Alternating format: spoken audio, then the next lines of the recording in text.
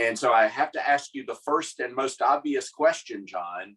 How does a nice Calvinist professor like you end up writing a book on Arminius? You've got to tell us why you wrote this book. No, happy to do so. And I think that's a good question.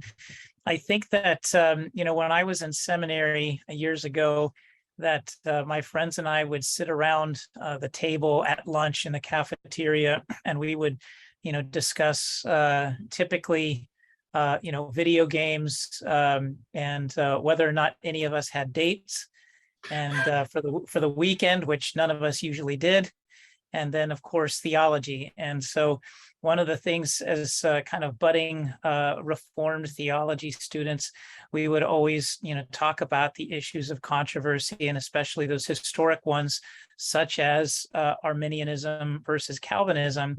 And I don't want to say that my friends were just the sole perpetrators of this, but over the years, I've noticed that Arminius has been a theological pinata. We beat on him to get the candy to come out, and we disagree with him. But one of the things that I always I thought about is that when I would challenge people in discussing, say, the teachings of Calvin or the Reformed tradition, I would always push them on the point, well, have you read Calvin? And do you think you're being fair to him? And so as I thought about that question, I thought, well, you know what, I need to make sure and ask that question of myself.